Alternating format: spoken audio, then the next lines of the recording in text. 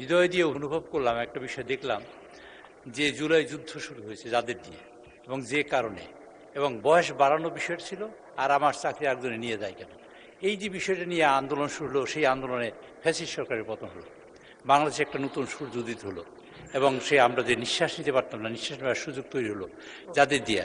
আজকের এই সংসদে দাঁড়িয়ে সেই বিলটা পাশ করার সময় মাননীয় বিরোধী দলের নেতৃবৃন্দ কেন হা বললেন না বুঝতে পারলাম না। হা বলা উচিত ছিল।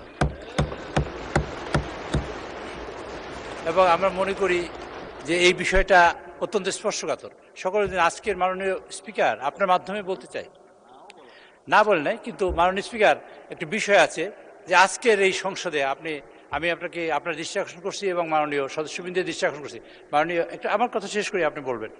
সদস্যবৃন্দের দৃষ্টি আকর্ষণ করছি এই কথা বলে, আজকের এই জুলাই যোদ্ধারা আজকে সংসদে উপস্থিত আছেন, যাদের কারণে, যাদের বিষয়ে যারা জীবন দিয়েছেন এবং যারা আহত হয়েছেন।